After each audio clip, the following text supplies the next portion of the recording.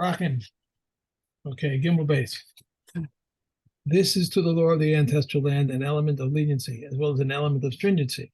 How so? Whether one consecrates a field in the environs of a town, or whether one consecrates a field in the orchards of Sebesta, or he gives for the area of land in which a shkoma or barley may be sown, 50 silver shekels, and for an acquired field he gives its worth. But Eliezer says it is the same for the ancestral field and for the acquired field. What then is the difference between the ancestral field and the acquired field? Only that for the ancestral field he gives a fifth, the acquired field he does not give a fifth. There is to the law of the Moab bull that killed the slave an element of leniency as well as an element of stringency. How so? Whether he killed the handsomest slave or the ugliest slave, he gives 30 selim. If he killed a free man, he gives its worth. If he wounded either this one or that one, he pays the full damage. There are to the laws of the violator and the seducer elements of leniency as well as the elements of stringency. How so? Whether he violated or seduced the daughter of the most prominent family of Kohanim or the humblest family of Israel, he gives 50 selim. But as for the payments for disgrace and debasement, it all depends upon the status of the one who disgraced and the one who was disgraced.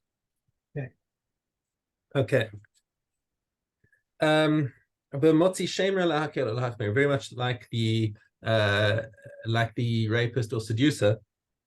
The Motzi Shemra also has this leniency and stringency. Keitzad also echad shehotzi shemra al hagedola shebekuhana, whether his wife was from the greatest family of Kohanim, ala katana shebe Yisrael, or on a family of paupers in Israel, with no social standing.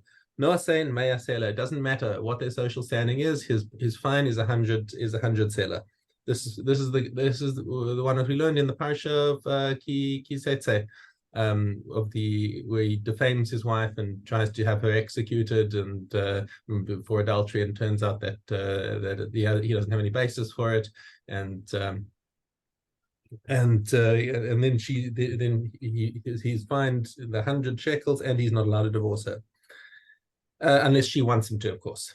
Nimtza ha'omer b'fiv yaser min ha'ose maaseh.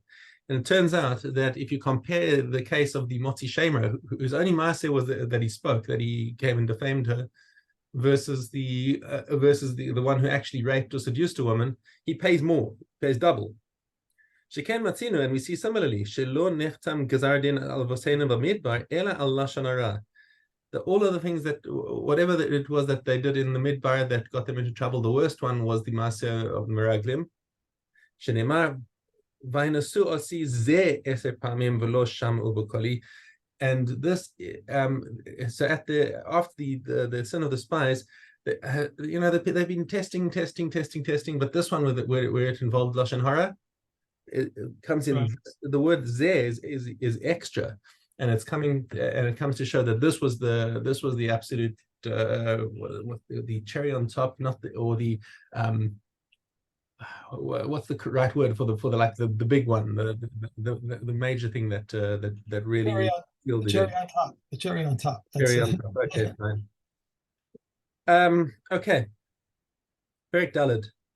So now we're returning to the technicalities of Arachin. And now we see that there are variables involved in how much money a person gets assessed for in an erech. So heseg yad, when we talk about how much a person can afford, because remember we said in a previous Mishna, I'm not sure if we learned it together or if we did it on like a weekend or something, but if somebody makes an erech vow and it turns out they can't afford it, then the Kohen assesses him and says, like looks at his financial status and says, how much can he afford to give? This one. I think it was yesterday. I think, or maybe the time before that we did it. Right. Okay. Well, yesterday we were doing all of these halachmir. But anyways, the heseg yad, the how much can he afford? That is assessed according to the person who's making the vow, the noder. But the years are according to the nidar, the person that he's assessing. Okay, and the same thing goes for the erech. If you say erech plani alai, well, it's talking about who's the subject of the vow. Erech Bisman ha'erech, and which number does he give? It's at the time that he makes the vow, not at the time that he comes to pay. So if somebody was 19 and he says erech plani alai, and he pays the assessment for a 19-year-old, not for a 20-year-old, and if he turns 20 later, he doesn't pay. He pays the 19-year-old, not the 20-year-old. So when you change a bracket, okay, and that's like lahakil ulahachmir. So if somebody's 59 and he makes the vow, and then he turns 60, he pays the higher value of the 59-year-old. Okay. Heseg yad benoder ketzad. How is the, so let's, we're diving deep into the previous sentences. How so the heseg yad? Oni sheherich es asher. If you have a poor man who made a vow to give the value, the erech of a rich man, nosen erech oni. He gives it according to his own means, not according to the means of the person who he made the vow on. The asher hesherich es ani nosen erech asher. And a rich man says erech ploni alai, and ploni is a poor man. He pays the full 50 shekels. Okay, aval b'korbanos enoken, but the Mishnah jumps subject to show how when you're making vows to the mikdash for korbanos, you don't have the same thing of judging the person according to their own financial status. Harei she'amar korbanos shel metzora ze alai. If somebody says, okay, this guy has to bring a korban metzora. Now, a korban metzora is something that is dependent on your financial status. So if you can't afford it, then you bring birds, and if you can afford it, then you bring a behemoth. Okay. If somebody says this metzora's korban is on me, I'm going to make that donation. Then you look at the metzora himself. Is he going to bring a bird offering? Is he going to bring an animal offering? Maybe korban oni. So no, he brings the korban of the person who he made the vow about. Asher, maybe korban asher. And if he's rich and he brings a rich one, okay. Rebbe says, yeah, but he doesn't disagree with the statement at the beginning of the Mishnah, but he says, but when you say aval b'korbanos enoken, yeah, but it's not the same thing, says Rebbe. Omer ani af b'arachin kain. It's like this as well in Arachin. So why does it look different? Says you're not comparing it fairly. Why is it that the poor guy who gives an erech of a rich man gives the erech of a poor man? Because the rich man is just is a completely innocent party. He's not involved. He doesn't play any part in the thing. All he does is he's standing there as a prop, as saying, I'm going to give that man's value. He isn't the subject of the vow is not liable to anything. Okay, all that's happening is that the person himself is making a neder. I'm going to bring his value. Okay, but let's say you have a case where a rich man comes and says ereki alai. He says, I'm going to give my own erech. V'shama ha'ani v'amar. He says, whatever this guy said he's liable to, I'm going to pay. So now you've got something that's more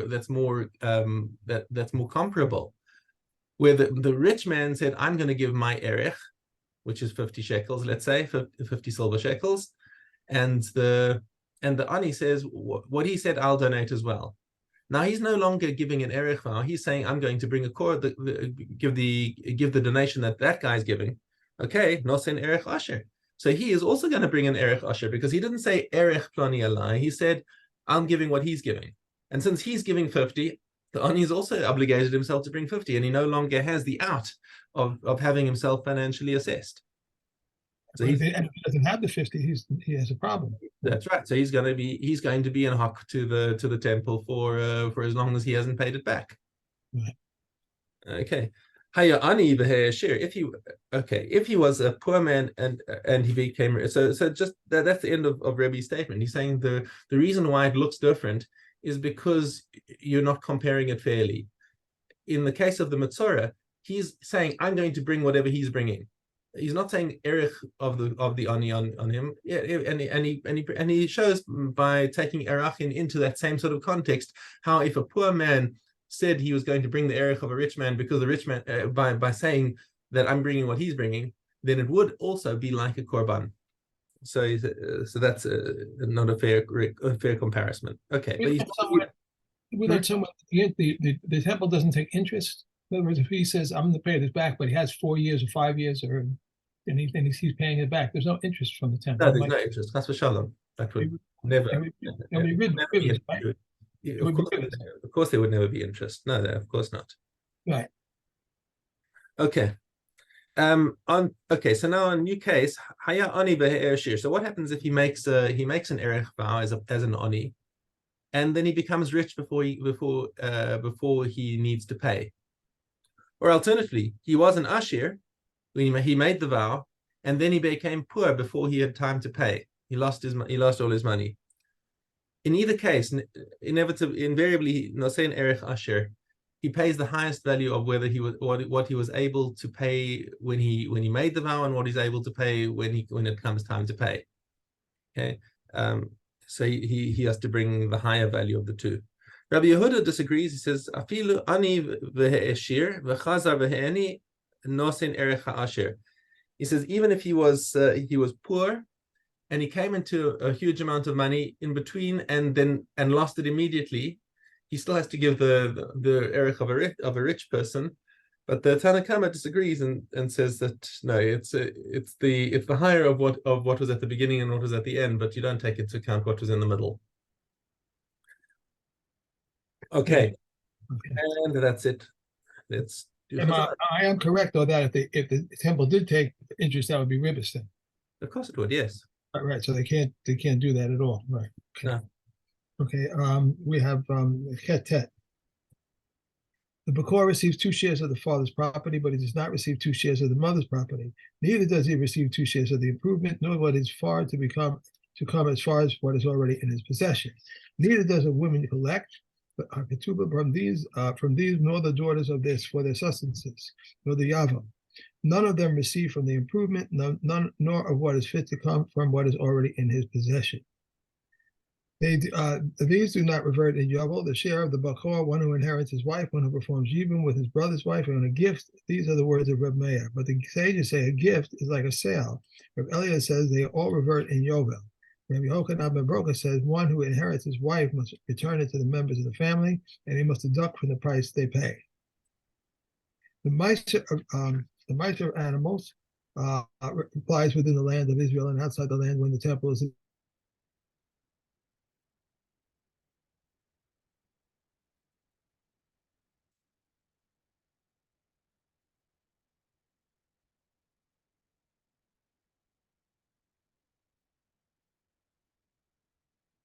so one may not be taken as meiser for the other. For it might be argued that if the new animals and old animals which are not colliding with each other, but yet not serve as meiser for each other, then is it not logical that sheep and goats were colliding with each other, and surely not be taken as meiser for each other? Thus scripture states, and flocks, implying that all types of flocks are considered as one. Okay. Berlin, Zion Hay.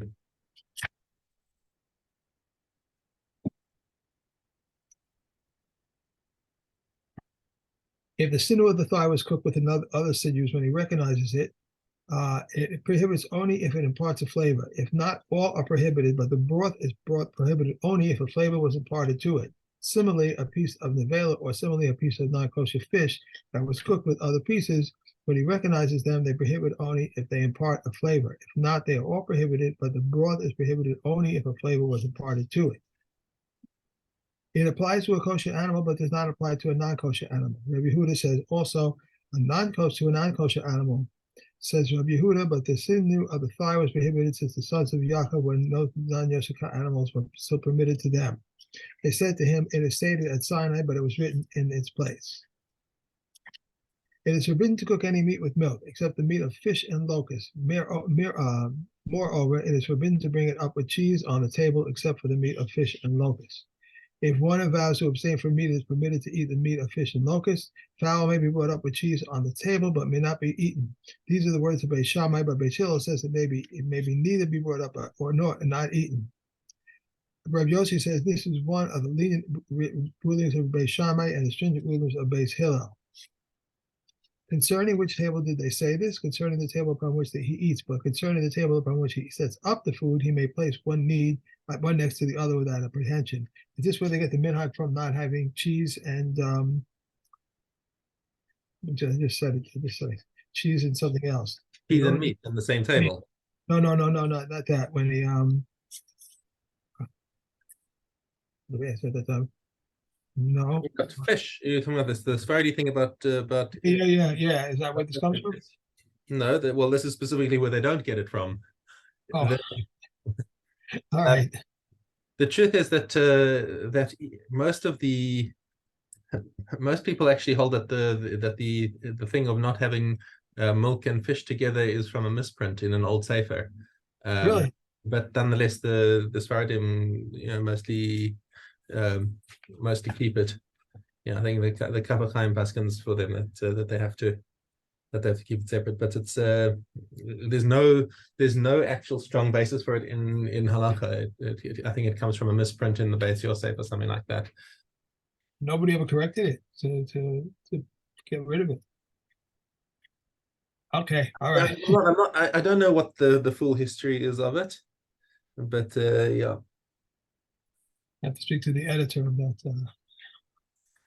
Okay. All right. We have above Gimel. He who learns from his learns from his colleagues a single chapter, a single law, a single verse, a single word, or even a single letter of Torah must treat him with honor. But so we find in the case of David, king of Israel, who learned nothing from Avital except two things. Yet he called him his teacher, his mentor, and his advisor, as it is stated. You are a man of measure, my mentor and my advisor, and does not the matter lend itself to a Kalhum Homa? If David, king of Israel, learned nothing from Atipol except two things, called him by his teacher, his mentor, and his advisor, one who learns from his colleague one chapter, one law, one verse, one word, and even that, just one letter, how much more must he treat him with honor? And honor is due only for Torah, as it is stated, honor is inherited by the wise, and the perfect inherit good. And the good refers only to Torah, as it is stated, for I have given you a good teaching, do not forsake my Torah. This is the way of Torah.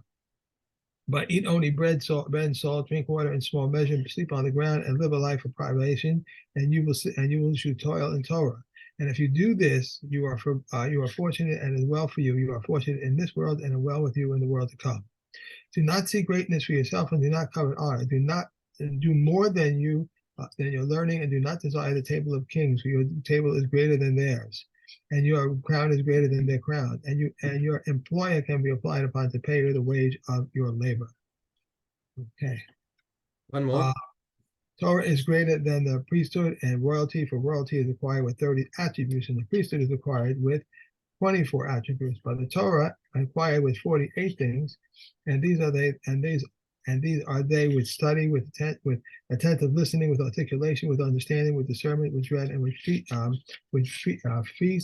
fear, with humility, with joy, with purity, and ministering to angels in the analysis of colleagues, and with the sharp debate of students, with a settled mind, with knowledge of scripture, with knowledge of Mishna, with a controlling of business activity, with a controlling of social activity, with a controlling of pleasure, with a controlling of sleep, with a controlling of conversation, with a controlling of laughter, with slowness to anger, and a good heart, with faith in the sages, with acceptance of suffering. One who recognizes. There's a split in the Mishnah over here in the middle after accepting the suffering. So okay. the new Mishnah begins with one who recognizes his place. Okay, we are getting on Ted Gimel. The essence of a get is you are permitted to every man. Rabbi Yehuda says, and this shall be to you from me, and is a writ of divorce, a letterman of abandonment, and a bill of release to go to be married to any man that you want. The essence of a document with emancipation, you are a free woman, you are free to yourself, for yourself.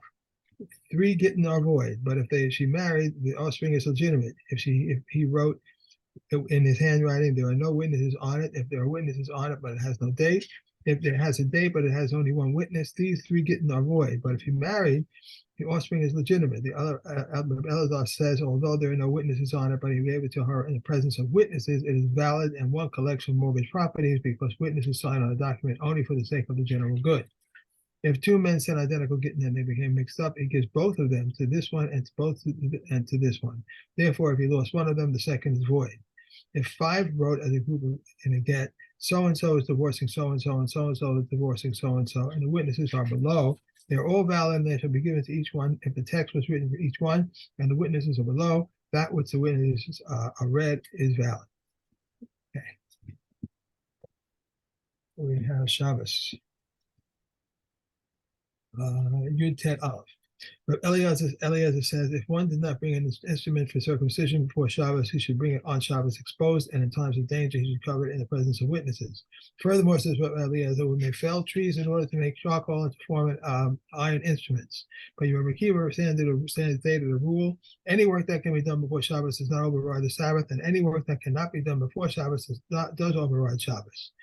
We may perform all the necessity of circumcision on Shabbos. We may circumcise and cover the corona, draw blood, and place a bandage and cumin upon it. If he did not crush the cumin before the Sabbath, he may chew it with his teeth and apply it. If he did not vigorously mix wine and oil before Shabbos, each one should be added to the bowl by itself. One may not fashion a shirt like bandage for it, but one may wrap a piece of cloth around it. If he did not prepare it before Shabbos, he may wrap it around his finger and bring it, even from another courtyard. We may bathe the infant prior to both prior to the circumcision and following the circumcision, and we may sprinkle water upon him by hand, but not with a utensil. But Elazar ben Zariah says we may bathe the infant on the third day following the circumcision when it occurs on Shabbos, as it said, and it came to pass on the third day when they were in pain. A questionable one or an androgen may not violate Sabbath on his behalf. Rabbi Yehuda says, however, permits in the case of androgen. Okay. And the last one we have is Taros. Okay. If there is a kneading trough that is on an incline and there is a dough on top and batter containing liquid that can be moistened on the bottom, these three pieces that equal an egg's volume do not combine, but two do combine. Yoshi says even two doughs do not combine unless they are pressed liquid, and if the liquid was standing, even if such pieces of dough was like the size of mustard seed, they combine. Mendoza says separated pieces of food do not combine. If a stick is covered with contaminated liquid, once it made contact with a mikvah in Sahar, these are the words of Yeshua. But the comments say until it immerses it completely. A stream of liquid is for flow running down a slope. A liquid sufficient to moisten are not considered a connection for conveying tumah, not for producing tahara. Liquid in a crevice is considered a connection for conveying tumah and for producing tahara. From when are olives susceptible to contracting tumor? From when they exclude the moisture on the holder, but not the moisture on the porous box. But this is according to the words of Shammai, and Reb Shimon says the measure at which moisture renders the olives acceptable is 3 days. Like Hillel says purchasing, but intends to borrow more, or if there befell him a morning or a banquet or a compelling situation, even if the Zav is walk upon them, they are tahor. If Tommy beverages fell upon. Just a second. Did you, skip a page? I think you might have. Yes, yeah. I did. We were in Beis Hillel, and then suddenly we were talking about Zavim. Okay. Beis Hillel, when 3 olives stick to one another, Rabbi Gamliel says when the processing is finished and the sages state their position is as he said. If he finished harvesting his olives. No, that's it. That's 3 Mishnas. Okay, you got to go. Bye. All right. Have a great day. Bye. Okay, bye.